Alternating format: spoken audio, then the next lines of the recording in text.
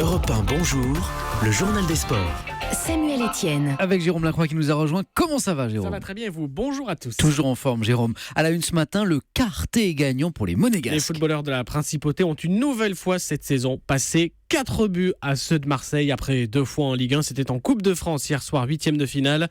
Succès 4-3 au Vélodrome, mais ce fut dur. Après prolongation, ces Provençaux tenaces, 3 fois menés au score et 3 fois revenus au tableau d'affichage avant de céder en toute fin de rencontre. Déception quelque peu atténuée pour le Marseillais Rémi Cabella qui lui a marqué 2 buts hier soir. Lui et ses coéquipiers se sont montrés plus fringants que face au PSG dimanche dernier. C'est frustrant parce que je pense que c'est une belle équipe de Monaco. C'est dommage parce qu'on aurait pu le faire et on prend ce but à la fin. On devait se rattraper par rapport à Paris. On s'est accroché et on aurait pu faire mieux. Comme j'ai dit, on aurait pu aller au pénalty. Des propos recueillis par Yann Théroux. Pour Europe 1, ces Monégasques qualifiés pour les quarts de finale. Donc, ils affronteront début avril. Alors, soit les Lillois, soit les amateurs de Bergerac. Les deux équipes s'affrontent ce soir dans le dernier 8e. Les Périgordins rêvent de l'exploit et espèrent rejoindre Fréjus Saint-Raphaël, les autres pensionnaires de la 4e division. Et oui, c'est Varois qui sont fixés sur leur programme des quarts de finale. Oui, le sort hier leur a attribué les Guingampais. Une Ligue 1, ces Bretons victorieux hier des Normands de Quevilly. 2-1, les joueurs du PSG. Difficile vainqueur sous la pluie battante de Niort hier 2-0 se rendront chez les Manchois d'Avranches, 3e division.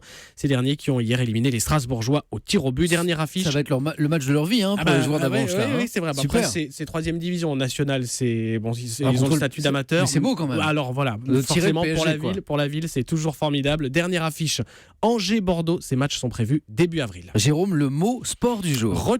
Il est de retour. Martin Fourcade, le Français star du biathlon mondial. 10 jours après les mondiaux, il chausse à nouveau les skis pour la Coupe du Monde, les épreuves qui durent tout l'hiver d'aujourd'hui à dimanche. Nouvelle étape et pas anodine à Pyeongchang en Corée du Sud, la même où se tiendront l'année prochaine les prochains Jeux Olympiques. Martin Fourcade va donc passer 4 jours en mode repérage.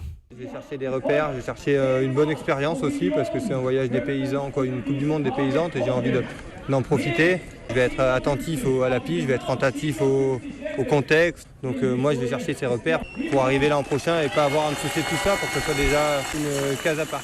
Martin Fourcade au micro européen d'Axel May, et qui plus est, le Français a la possibilité, s'il s'impose en Corée du Sud, d'assurer sa victoire définitive au classement général de la Coupe du Monde. Enfin, l'histoire du jour. Une histoire de fin FIN et de fin FAIM. Sébastien Destremaux est l'actuel dernier du Vendée Globe. Reste encore 2 skippers en lice. Problème, le marin avant le départ pensait regagner la terre au plus tard après-demain, mais il n'arrivera pas au Sables d'Olonne avant la semaine prochaine. Résultat, il va manquer de nourriture, alors il assure toutefois ne pas mourir de faim. Il se rationne à 1 repas par jour, mais hier, il s'est tout de même autorisé une folie, une barre de céréales. Une barre de céréales, le grand luxe. Merci Jérôme Lacroix.